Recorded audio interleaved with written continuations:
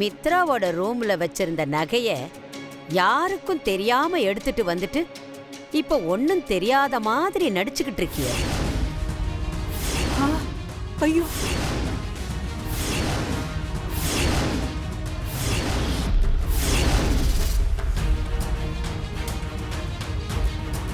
ஏங்க நீங்க வயசுல பெரியவங்க தானே, இப்படி கொஞ்சம் கூட யோசிக்காம பாரதி நகை எடுத்துட்டான்னு அவ மேல பழிய போடுறீங்களே. இங்க பாருங்கம்மா, நான் ஒன்னும் பழி போடல. பாரதி தான் அந்த நகையை எடுத்தான்னு ஆதாரத்தோட தெரிஞ்சுக்கிட்டு தான் பேசிட்டு இருக்கேன். இங்க பாருங்க, நீங்க தேவையில்லாம பிரச்சனை பண்றதுக்காகவே நான் நகையை எடுத்ததா சொல்லிட்டு இருக்கீங்க. உங்க நகையை நான் ஏன் எடுக்கிறேன்? இந்த மாதிரி தேவையில்லாம பழி போடாதீங்க. நீங்க நினைக்கிற மாதிரியான ஆளு நான் இல்ல. அடடடடடடடடா, அது எப்படி பாரதி? தப்பையும் பண்ணிட்டு இப்படி அப்பாவி மாதிரி முகத்தை வச்சுக்கிட்டு நல்லவ மாதிரி பேசிட்டு இருக்கியே. இங்க பாரு பாரதி, மித்ரா வாஷ்ரூம் போயிருந்தப்போ நீதான் அந்த நகையை எடுத்துட்டு வந்தேன்னு பார்த்ததுக்கு சாட்சி இருக்கு.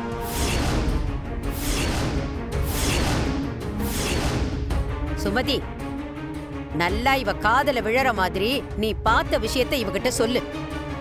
ராஜேஸ்வரி அம்மா சொல்றது உண்மைதான். பாரதி மித்ரா ரூம்ல இருந்து பை எடுத்துட்டு வர்றத என் கண்ணால பார்த்தேன்.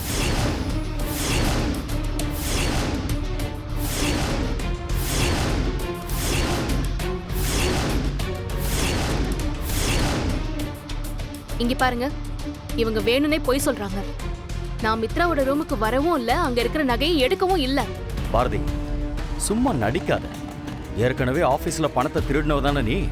இதையும் பண்ணிருக்க மாட்டேன்னு என்ன நிச்சயம்? எப்படியும் மித்ராவை பத்தி எந்த ஆதாரத்தையும் நீ காட்ட போறதில்ல.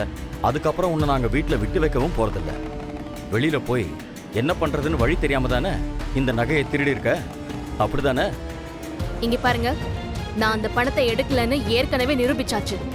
என்னைக்கும் நடந்த விஷயத்த இப்ப நடக்கிற விஷயத்தோட சேர்த்து பேசுறது கொஞ்சம் கூட நல்லா இல்ல. பாரதி, நகை திருடினதும் இல்லாம ஓ இஷ்டத்துக்கு நீ பேசிட்டே இருக்க. இங்க பாருங்க, உங்க எல்லாருக்கும் நான் ஒண்ணு சொல்றேன். பாரதி இந்த நகையை கண்டிப்பா எடுத்துக்க மாட்டாங்க.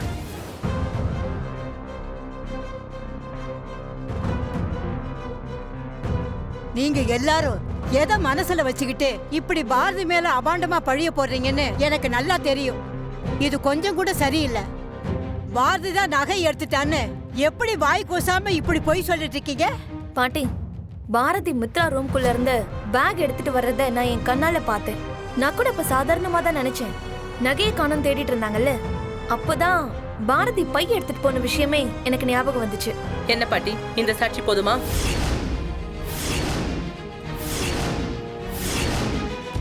இப்ப புரியுதா? பாரதி தான் அந்த நகை எடுத்திருக்கான்னு சொல்லி அவசரப்படாதீங்க.